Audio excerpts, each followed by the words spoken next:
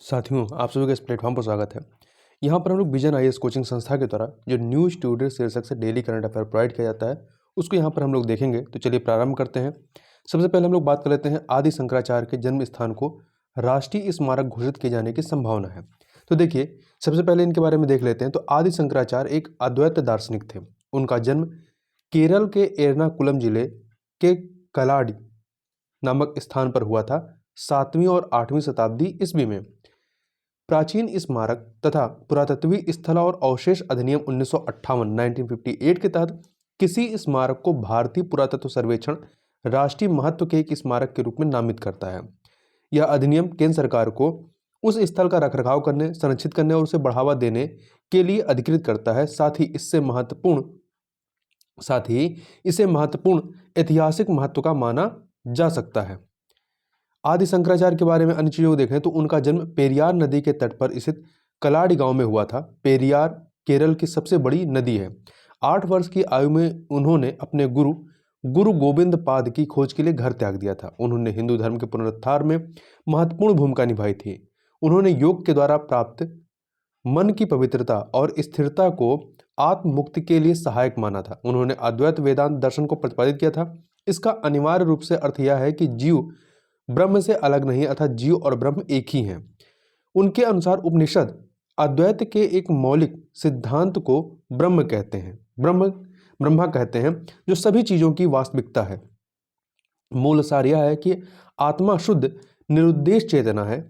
आत्मा के अतिरिक्त किसी और का अस्तित्व नहीं है। यह अद्वैत है तथा इसका अस्तित्व अनंत है। आत्मा ही ब्रह्मा है। आदि शंकराचार्य के जो प्रमुख योगदान है, यदि उनकी बात करें तो भारत के चारों कोनों में 4 आश्रमों की स्थापना, उड़ीसा में गोवर्धन मठ, कर्नाटक में श्री श्रृंगेरी शारदा पीठम, गुजरात में कालिका मठ, उत्तराखंड में ज्योतिर्मठ। तो ये चारों दिशाओं में है।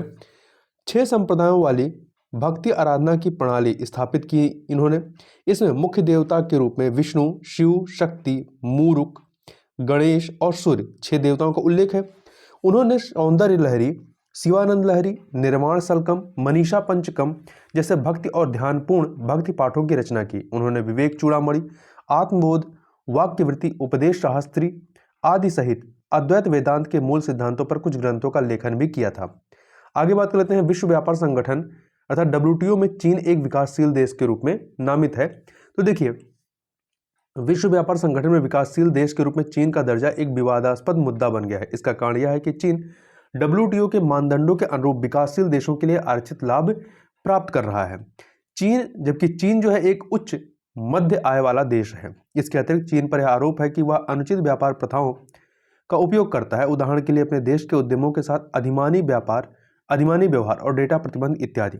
इसलिए कई देशों ने चीन से आग्रह किया है कि वह या तो विकासशील देशों के लिए उपलब्ध लाभों की मांग न करे या स्वयं को विकासशील देश की श्रेणी में न रखे।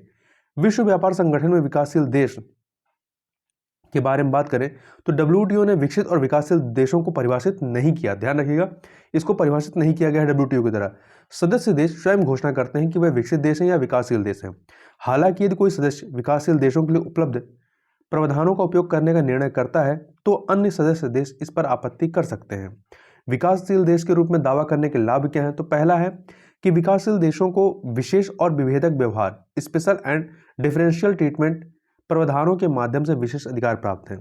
दूसरा, WTO के समझौते विकासशील देशों के लिए अधिक उदार लक्ष्य निर्धारित करते हैं।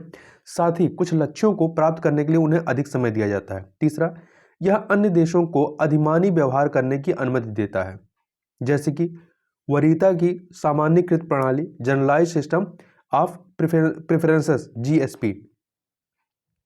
GSP जो है वरीयता की सामान्यीकृत प्रणाली, यह एक गैर पारस्परिक अधिमानी प्रशुल्क प्रणाली है। यह WTO के सर्वाधिक तरजीही राष्ट्र सिद्धांत मोस्ट फेवर्ड नेशन प्रिंसिपल से छूट प्रदान करती है।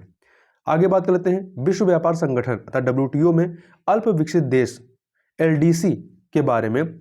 तो विश्व व्यापार संगठन संयुक्त राष्ट्र द्वारा निर्धारित मानदंडों के आधार पर किए गए वर्गीकरण के माध्यम से LDC अर्थात अल्प विकसित देश को मान्यता देता है। इन मानदंडों की प्रत्येक 3 वर्षों में समीक्षा की जाती है। अल्प विकसित देश LDC का निर्धारण वर्तमान में 3 मानदंडों पर आधारित है। पहला, प्रति व्यक्ति सकल राष्ट्रीय आय GNI। दूसरा मानव परिसंपत्ति और तीसरा है बाहरी आघातों के प्रति आर्थिक सुभेद्यता। हाल ही में बांग्लादेश को अल्पविकसित देश का दर्जा दिए जाने पर भी चिंता प्रकट की गई है।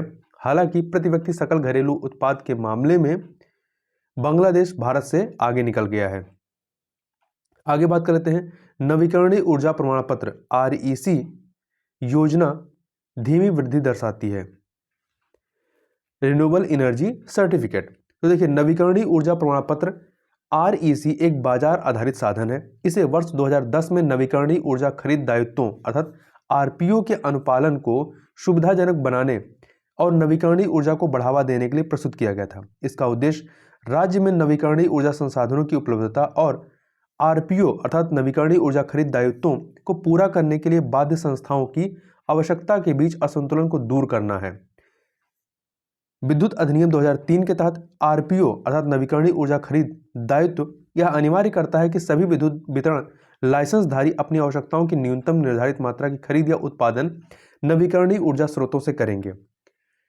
एक REC अर्थात एक नवीकरणीय ऊर्जा प्रमाण पत्र एक नवीकरणीय ऊर्जा संसाधन से उत्पन्न 1 मेगावाट आर के बराबर होता है।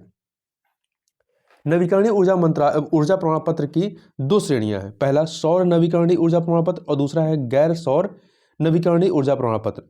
नवीकरणीय ऊर्जा प्रमाण पत्र REC की योजना की वर्तमान स्थिति क्या है? तो दिसंबर 2021 तक स्थापित नवीकरणीय ऊर्जा क्षमता का केवल 4% ही पंजीकृत है। कुल पंजीकृत क्षमता में पवन और सौर ऊर्जा की हिस्सेदारी क्रमशः पवन की 58% और सौर ऊर्जा की हिस्सेदारी 21% है। तमिलनाडु, महाराष्ट्र, राजस्थान और गुजरात जैसे नवीकरणीय ऊर्जा संसाधनों से संपन्न राज्यों में कुल पंजीकृत क्षमता का 73% हिस्सा है। योजना के धीमी गति के लिए उत्तरदायी कारणों में निम्नलिखित शामिल है। पहला है कुछ राज्यों में कम RPO अर्थात नवीकरणीय ऊर्जा खरीद दायित्व लक्ष्य, विनियामकों द्वारा दोषपूर्ण प्रवर्तन और स्वैच्छिक बाजार की अनुपलब्धता इत्यादि प्रमुख कारण हैं। कुछ राज्यों में नवीकरणीय ऊर्जा क्षमता का संकेंद्रण है, इसलिए सीमा पार ऊर्जा खरीद महंगी है।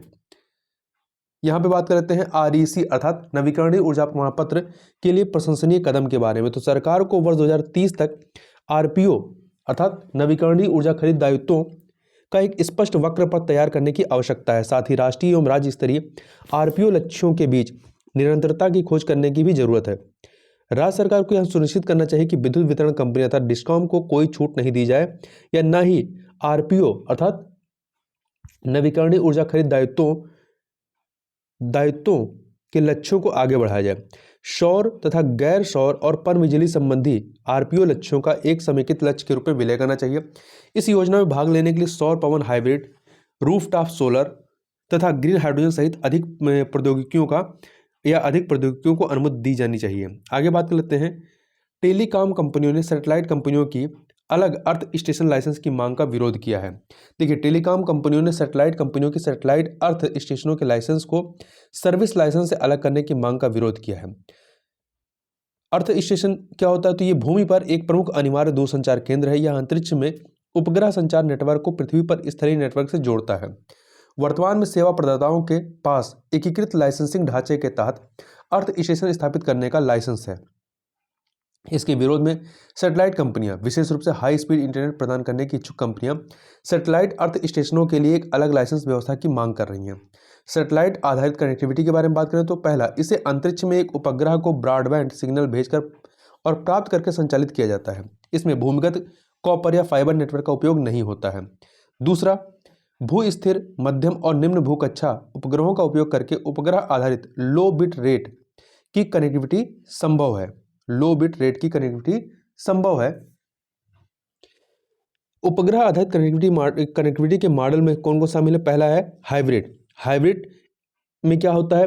तो इसमें LPWAN अर्थात low power wide area network plus satellite या इनडायरेक्ट मॉडल भी कहते हैं। इसमें नेटवर्क में मौजूद प्रत्येक सेंसर और गतिवर्धक एक इंटरमीडिएट सिंक नोड अर्थात low power wide area network gateway के माध्यम से उपग्रह के साथ संचार कर सकता है।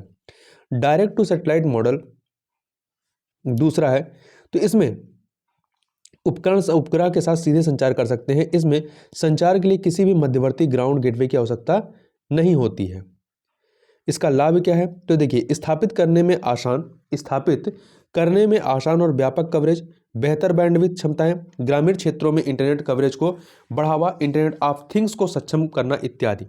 आगे चलते हैं, आगे हम लोग बात कर लेते हैं भारत में एंटी साइबर बुलिंग कानून के बारे में। तो देखिए, हाल ही में बुली बाई ऐप के हालिया मामले में मुस्लिम महिलाओं की तस्वीरों को फर्जी नीलामी के लिए पोस्ट किया गया था।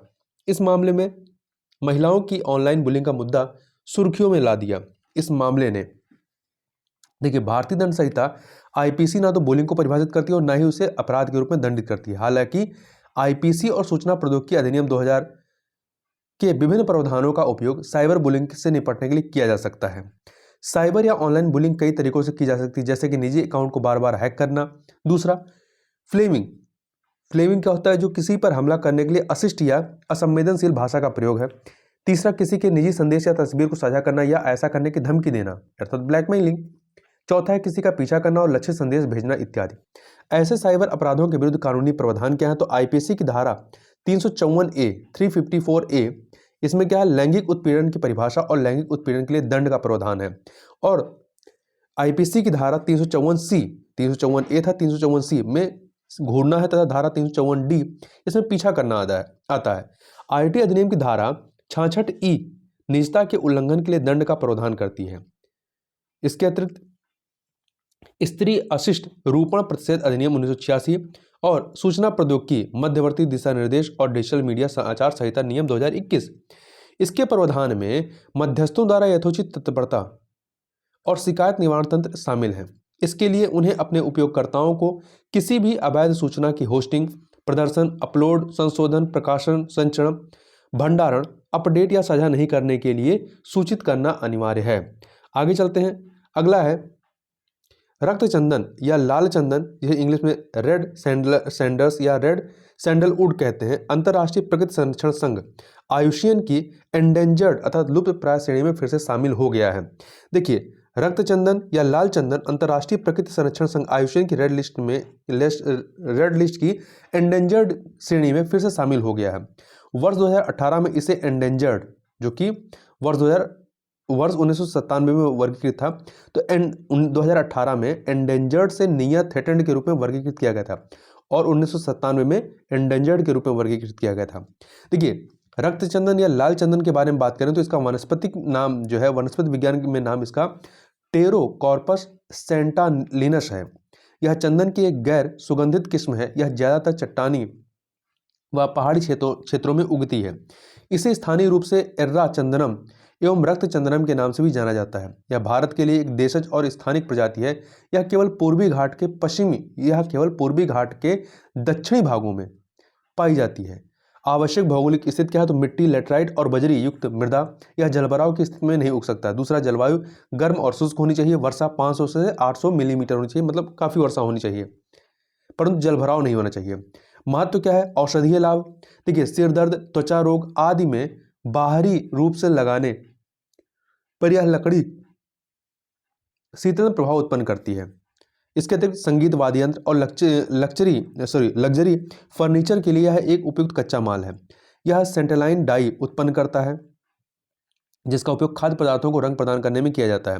संभावित खतरे क्या है इसके लिए? तो वनाग्नि की घटनाओं की बारंबारता, अवैध व्यापार या कटाई, आक्रामक प्रजातियों का प्रकोप, निरंतर कटाई के कारण प्राकृतिक रूप से वृद्धि करने हेतु प्रजातियों के पास पर्याप्त समय नहीं होना इत्यादि। संरक्षण की बात करें तो वन जीवों और वनस्पतियों की संकटग्रस्त प्रजातियों के अंतर्राष्ट्रीय व्यापार पर एफएसएम साइट्स के परिशिष्ट 2 तथा वन्य जीव संरक्षण अधिनियम की अनुसूची 6 में सूचीबद्ध है। अनुसूची 6 में क्या है? तो खेती एवं रोपण के लिए यह प्रतिबंधित है। जो सुर्खियों में चीजें रही उनकी बात करें तो सबसे पहले बात करते हैं, मणिपुर ने अशांत क्षेत्र अधिसूचना जारी की है। तो देखिए, मणिपुर सरकार ने पूर्व प्रभाव के साथ 31 दिसंबर 2021 से 1 वर्ष की अवधि के लिए पूरे राज्य को अशांत घोषित कर दिया है। इसमें इम्फाल नगर निगम के अंतर्गत शामिल क्षेत्रों को बाहर रखा गया है। इसका अर्थ यह है कि सशस्त्र बलों को विशेष शक्तियां प्रदान करने के लिए सशस्त्र बल विशेष शक्तियां अधिनियम या अप्शा 1958 लागू रहेगा। उपर्युक्त अधिनियम की धारा 3 के तहत किसी क्षेत्र को अशांत क्षेत्र घोषित किया जाता है। यह घोषणा तब की जाती है जब उस क्षेत्र का कोई हिस्सा या संपूर्ण राज्य या संघ राज्य क्षेत्र ऐसी स्थिति में हो कि आम नागरिकों की सुरक्षा के लिए सशस्त्र बलों का उपयोग आवश्यक प्रतीत हो। किसी क्षेत्र को अशांत क्षेत्र केंद्र या संबंधित राज्य के राज्यपाल या संघ राज्य क्षेत्रों के प्रशासक द्वारा घोषित किया जाता है। तो ध्यान रखिएगा, केंद्र भी घोषित कर सकता है, संबंधित राज्य का राज्यपाल घोषित कर सकता है, या राज्य या संघ शासित प्रदेश है तो वहां का प्रशासक घोषित कर सकता है। आगे चलते हैं हल्का लड़ाकू विमान LCA तेजस के बारे में। तो इसे एरोनॉटिकल डेवलपमेंट एजेंसी ADA द्वारा डिजाइन किया गया है। यह अर्ध स्वदेशी और एकल इंजन व बहुभूमिका वाला लड़ाकू जेट है। इसका निर्माण हिंदुस्तान एरोनॉटिक्स लिमिटेड हॉल द्वारा किया गया है। इसकी परिकल्पना वर्ष 1984 में की गई थी। इसकी पहुंच सीमा क्या है? 400 किलोमीटर तक है। इसका उपयोग मुख्य रूप से हवा से जमीन के नज़दीकी ऑपरेशन के लिए किया जाएगा। यह अपनी श्रेणी में विश्व का सबसे छोटा और सबसे हल्का सुपरसोनिक लड़ाकू विमान है। यह अत्याधुनिक सैटेलाइट एडेड इनर्शियल नेविगेशन प्रणाली से सुसज्जित है। LCA हल्का लड़ाकू विमान तेजस के बड़े विमान का संस्करण LCA Mk2 इस वर्ष के अंत तक या वर्ष 2023 की शुरुआत में प्रस्तुत किया जाएगा। आगे बात करते हैं प्रकृति और लोगों के लिए उच्च आकांक्षा गठबंधन HAC। देखिए, भारत ने हाल ही में विभिन्न देशों से प्रकृति और लोगों के लिए उच्च आकांक्षा गठबंधन HAC में शामिल होने का आग्रह किया है। भारत COP15 के दौरान इसमें शामिल हुआ था। HAC अर्थात प्रकृति और लोगों के लिए उच्च आकांक्षा गठबंधन एक अंतर सरकारी समूह है। यह प्रकृति और लोगों के लिए एक वैश्विक समझौते का समर्थन कर रहा है। यह प्रजातियों की तीव्र हानि को रोक सकता है, साथ ही महत्वपूर्ण पारिस्थितिक तंत्रों की रक्षा कर सकता है जो हमारी आर्थिक सुरक्षा के स्रोत हैं। इस गठबंधन का उद्देश्य वर्ष 2030 तक विश्व की कम से कम 30% भूमि और महासागरों की रक्षा के लिए एक अंतर्राष्ट्रीय समझौते को बढ़ावा देना है। इसे जैविक विविधता पर कन्वेंशन CBD के तहत 30x30 लक्ष्य भी कहा जाता है।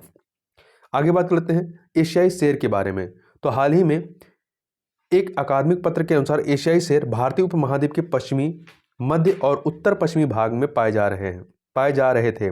इसमें वर्तमान में हरियाणा राज्य भी शामिल हो गया है।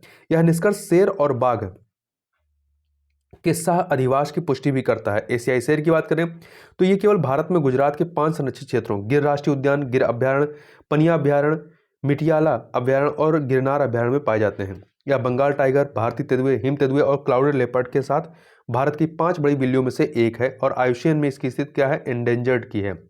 डिमेंशिया की बात करें तो लैसेंट की एक रिपोर्ट के अनुसार भारत में डिमेंशिया के मामलों की संख्या वर्ष 2050 तक लगभग दोगुनी होने की संभावना है। अध्ययन में डिमेंशिया के मामलों में वृद्धि के लिए 3 जोखिम कारकों को उत्तरदायी बताया गया है। पहला उच्च बॉडी मास इंडेक्स, दूसरा उच्च फास्टिंग प्लाज्मा ग्लूकोज और तीसरा है धूम्रपान। डिमेंशिया जो है स्मृति, भाषा ज्ञान, समस्या समाधान और सोचने की क्षमता के लोप के लिए एक सामान्य शब्द है। इससे दिन प्रतिदिन का जीवन अत्यधिक प्रभावित होता है। इससे अल्जाइमर रोग डिमेंशिया का सबसे सामान्य प्रकार है। विश्व स्वास्थ्य संगठन WHO ने डिमेंशिया के प्रति लोक स्वास्थ्य प्रतिक्रिया पर वैश्विक कार्य योजना वर्ष 2017 से लेकर वर्ष 2025 तक तैयार की है। इसका उद्देश्य डिमेंशिया से पीड़ित लोगों के जीवन में सुधार करना है। आगे बात करते हैं एवियन इन्फ्लुएंजा डेटा साझा करने पर वैश्विक पहल GISAID के बारे में। तो एक शोध दल ने साइप्रस में कोविड-19 के एक नए स्ट्रेन डेल्टा क्रॉन की खोज की है। यह डेल्टा और ओमिक्रॉन का संयोजन है। शोध दल ने खोज के निष्कर्षों को GISAID के साथ साझा किया है, अर्थात एवियन इन्फ्लुएंजा डेटा साझा करने पर वैश्विक पहल से साझा किया है। देखिए, GISAID के बारे में बात करें तो इसे वर्ष 2008 में लॉन्च किया गया था। यह पहल सभी इन्फ्लुएंजा वायरस और कोविड-19 उत्पन्न करने वाले कोरोना वायरस के डेटा के तीव्र साझाकरण को बढ़ावा देती है। डेटा में शामिल क्या है? मानव वायरस से जुड़े आनुवंशिक अनुक्रम तथा संबंधित नैदानिक और महामारी विज्ञान संबंधी डेटा तथा पक्षी और अन्य पशु वायरस से जुड़े भौगोलिक एवं प्रजाति विशिष्ट डेटा साझा करने से शोधकर्ताओं को यह समझने में मदद मिलती है कि व्यापक संक्रामक रोगों और महामारी के दौरान वायरस कैसे विकसित एवं प्रसारित होते हैं। डिजिटल एम्बासिंग टेक्नोलॉजी के बारे में बात करें तो इस तकनीक का उपयोग मानचित्रों के उच्च गति से उत्पादन और ब्रेल मानचित्रों के निर्माण के लिए किया जा रहा है। इनका इस्तेमाल लंबी अवधि के लिए किया जा सकता है। DET के बारे में बात करें तो यह एक डिजिटल प्रिंटिंग तकनीक है। यह प्रिंटिंग प्लेट, सांचे, रसायन और सॉल्वेंट्स की आवश्यकता को समाप्त करती है। इसके अलावा यह तकनीक कोई प्रदूषक या अपशिष्ट उत्पन्न नहीं करती है और समग्र ऊर्जा उपयोग को भी कम करती है। इस तकनीक को भारत में पहली बार राष्ट्रीय एटलस एवं थीमेटिक मानचित्र संगठन NATMO द्वारा डिजाइन और कार्यान्वित किया गया है। NATMO अर्थात राष्ट्रीय एटलस एवं थीमेटिक मानचित्रण संगठन विज्ञान और प्रौद्योगिकी विभाग के अधीन आता है। आगे बात करते हैं जल्लीकट्टू की। तो जल्लीकट्टू तमिलनाडु का एक बैल को काबू करने से संबंधित खेल है। यह पारंपरिक रूप से पोंगल के त्यौहार का हिस्सा है। यह त्यौहार प्रकृति का उत्सव है। इसके अंतर्गत अच्छी फसल के लिए प्रकृति को धन्यवाद दिया जाता है। इस दौरान पशु पूजा भी की जाती है। संगम साहित्य में भी जल्लीकट्टू का उल्लेख मिलता है। इसके अलावा मोहनजोदड़ो में खोजे गए एक मुहर में भी बैल को वश करने का संदर्भ मिलता है। यह मुहर 2500 ईसा पूर्व से लेकर 1800 ईसा पूर्व के मध्य की है। अन्य राज्यों में भी इस तरह के खेल आयोजित किए जाते हैं, जैसे आंध्र प्रदेश में कंबाला, महाराष्ट्र में बैलगाड़ी दौड़, आंध्र प्रदेश और अन्य राज्य में मुर्गे की लड़ाई और राजस्थान में ऊंट दौड़ इत्यादि है। आगे बात कर लेते हैं अंडमान निकोबार आंचे कनेक्टिविटी। आंचे आपका इंडोनेशिया में है। देखिए वर्ष 2018 में शिपिंग लेन कनेक्टिविटी की कल्पना की गई थी। इसका उद्देश्य भारत और इंडोनेशिया दोनों देशों की आर्थिक क्षमताओं का दोहन करना है। भू रणनीतिक महत्व की बात करें तो आंचे में स्थित सबांग बंदरगाह अंडमान और निकोबार के भारतीय द्वीपों से मात्र 90 समुद्री मील की दूरी पर है। सबांग मलक्का जलडमरू मध्य के प्रवेश मार्ग पर स्थित है। इसे प्रमुख वैश्विक चोक पॉइंट माना जाता है। आप मैप में आंचे को देख सकते हैं। आगे देखते हैं। हालांकि निम्नलिखित कारणों से कुछ चिंताएं भी उभरी हैं। पहला, आंचे के निकट, मैप में आंचे को दिखाया गया है, आंचे के निकट रोहिंग्यों की उपस्थिति तथा दक्षिण पूर्व एशिया के गैर कानूनी तस्करी मार्ग में निकोबार द्वीप समूह और आंचे को संवेदनशील क्षेत्रों के रूप में पहचाना गया है इत्यादि। इस कारण इस क्षेत्र में समुद्री यातायात और अन्य छोटी नौकाओं की आवाजाही के नियंत्रण एवं निगरानी में सुधार करना महत्वपूर्ण है। आगे बात कर लेते हैं गेटवे टू हेल, नरक का दरवाजा गैस क्रेटर के बारे में। तो तुर्कमेनिस्तान के राष्ट्रपति ने विशेषज्ञों को एक विशाल प्राकृतिक गैस क्रेटर, जिसे गेटवे टू हेल या नरक का दरवाजा कहते हैं, गैस क्रेटर में आग बुझाने का तरीका खोजने का आदेश दिया है। पर्यावरण और आसपास रहने वाले लोगों के स्वास्थ्य पर इसके नकारात्मक प्रभाव को देखते हुए यहाँ लगी आग को बुझाने का निर्णय लिया गया है। Gateway to hell gas crater के बारे में बात करें तो यह तुर्कमेनिस्तान के काराकुम मरुस्थल में स्थित है। इस क्रेटर में पिछले 50 वर्षों से आग जल रही है। यह वर्ष 1971 में तब निर्मित हुआ था जब एक सोवियत ड्रिलिंग रिग गलती से एक विशाल भूमिगत प्राकृतिक गैस गुफा को छिद्रित कर गई थी। इससे यहाँ की जमीन ढह गई और यह क्रेटर निर्मित हो गया। तो इस प्रकार से इस वीडियो में बस इतना ही। मिलते हैं नेक्स्ट वीडियो में, तब तक के लिए बहुत बहुत धन्यवाद।